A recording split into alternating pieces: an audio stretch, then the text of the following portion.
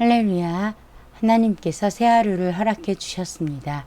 오늘 하나님께서 주시는 말씀은 레위기 12장입니다. 레위기 12장 1절에서 5절 말씀입니다. 함께 읽겠습니다. 여호와께서 모세에게 말씀하여 이르시되 이스라엘 자손에게 말하여 이르라. 여인이 임신하여 남자를 낳으면 그는 이래 동안 부정하리니 곧 월경할 때와 같이 부정할 것이며 여덟째 날에는 그 아이의 표피를 벨 것이요 그 여인은 아직도 33일을 지내야 산열이 깨끗하리니 정결하게 되는 기간이 차기 전에는 성물을 만지지도 말며 성소에 들어가지도 말 것이며 여자를 낳으면 그는 두 이래 동안 부정하리니 월경할 때와 같을 것이며 산열이 깨끗하게 되면 66일이 지나야 하리라. 아멘. 자, 11장에서는 우리가 먹어야 될 것과 먹지 말아야 될 것, 그리고 만지는 부정한 시체와 사체에 대한 만지면 부정하게 되는 것들에 대해서 가르쳐 주셨어요. 그런데 12장은 정결법 중에서도 출산에 관한 거예요. 지금까지는 대표적으로 남자들에게 많이 해당되어지는 정결법이었다면 이거는 여성들에게만 해당되는 정결법이에요. 남자들은 출산을 할 수가 없죠. 그렇기 때문에 오롯이 여자들에게만 해당이 됩니다. 자, 여호와께서 모세에게 말씀하셨어요. 2절 볼까요? 이스라엘 자손에게 이렇게 말하라는 거예요. 여인이 임신하여 남자를 낳으면, 그렇죠, 남자 아니면 여자를 낳겠죠. 남자를 낳을 경우는 얼마나 부정한가? 7일 동안 부정하다. 곧 월경할 때와 같이 부정할 것이며. 왜 출산한 것이 부정한 것인가요? 라고 묻는다면 출산 자체가 부정한 것은 아니에요. 그래서 뒤에 월경할 때와 같이 부정할 것이며 라고 말하고 설명을 한 이유가 무엇이냐? 출산을 통해서 이 하혈을 하기 때문이에요. 그렇기 때문에 부정하다라는 것을 설명해 주고 있는 거예요. 출산 자체가 부정한 일은 아니에요. 그런데 피가 몸 밖으로 나오는 것이 구약시대에는 부정한 일이었기 때문에 부정하다고 하는 거예요. 그래서 얼마나 부정한가 라고 말할 때 일주일을 말하고 있어요. 3절 보니까 여덟째 날에는 그 아이의 표피를 벨 것이요. 우리가 잘 아는 할례죠.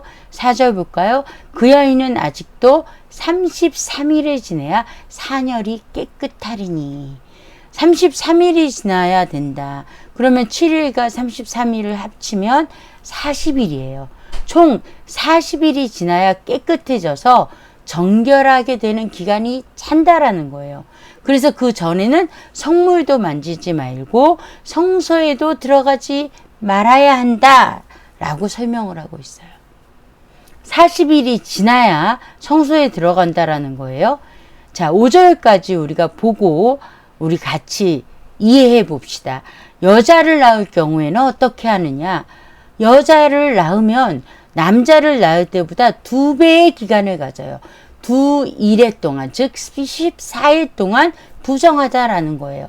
그러면 그것이 월경할 때와 같을 것이며 역시 이 피 때문에 부정하다라는 거예요. 아이를 낳는 출산이 부정하다는 게 아니에요. 그러면 산열이 깨끗하게 되는 일은 66일, 즉 남자를 낳았을 때의 2배죠. 총 합치면 며칠이에요? 80일이에요. 80일이 지나야 깨끗해져서 성물도 만질 수 있고 성소에도 들어갈 수 있다라는 얘기겠죠. 자, 우리가 이것을 보면서 가장 많이 의구심을 갖는 것이 있어요.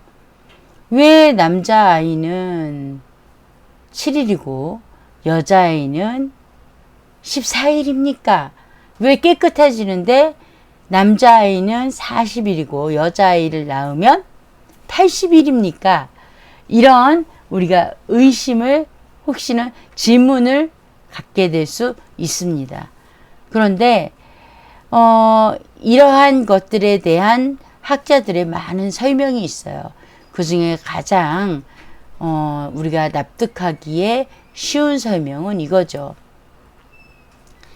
우선 아이를 낳는 것에 대해서 당시에는 목숨을 거는 상당히 위험한 일이었어요. 출산을 한다는 것이 그리 가벼운 일은 아니었다는 것이죠.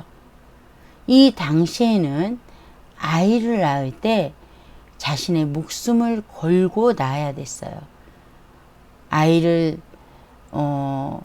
의사가 있었던 것도 아니고 의학적으로 발전되어 있지 않아서 또 지금보다 정결하지 않은 때였잖아요. 청결하거나 깨끗하지 않은 때였기 때문에 아이를 낳다가 죽는 사람이 그러한 산모들이 많이 있었단 말이에요. 그래서 이 산모를 보호하는 차원에서 1회 동안 총 40일 동안을 집 밖으로 나가지 못하게 했던 거예요. 이것이 가장 커요. 그런데 왜 남자아이와 여자아이가 2배의 날짜의 차이가 있느냐? 왜냐하면요, 여자아이는 더 약하기도 하고 또 앞으로 출산을 해야 될 귀한 몸이기도 하기 때문이에요. 이것은 오히려 역차별이에요. 남자아이보다 여자아이를 더 보호하기 위해서 기간을 더 길게 가진 거예요. 자, 이것에 대해서 우리가 어떻게 생각해야 되는가?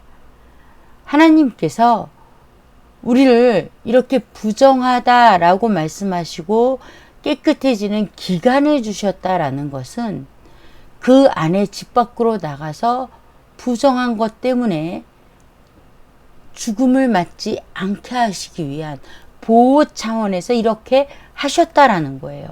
우리가 그것을 잊어버리면 안 돼요. 왜 하나님께서 부정과 정결한 것, 부정한 것과 정결한 것을 나누어서 피곤하게 하십니까? 아니에요.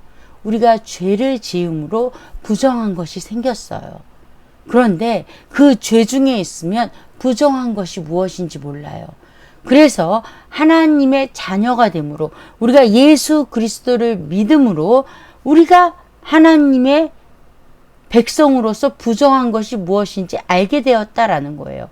그런데 죄를 지으면 그는 죽을 수밖에 없어요. 하나님과 단절되어질 수밖에 없어요. 그렇기 때문에 그 죄가 깨끗하여질 때까지 그가 영원히 죽지 않고 다시 회복될 수 있는 기회를 주시기 위해 우리를 보호 차원에서 이 부정함 속에 가두어 두신다라는 것입니다. 우리가 이것을 기억해야 돼요. 하나님은 우리를 사랑하시기 때문에 보호하시기 위하여 부정이라는 것을 만들어서, 아니 허락하셔서 이 부정함 속에 있을 때 우리가 거룩함의 다음으로 죽는 것을 보호하시기 위한 것입니다. 기도하겠습니다. 좋으신 하나님 아버지, 귀한 말씀 주셨습니다. 우리를 보호하시고 사랑하셔서 부정함 속에 있게 하시고 그 기간을 채워 깨끗함으로 나아갈 수 있는 기회를 주시고자 하시는 하나님의 사랑을 우리가 깨달아 알게 하여 주시옵소서. 예수님 이름으로 기도합니다. 아멘.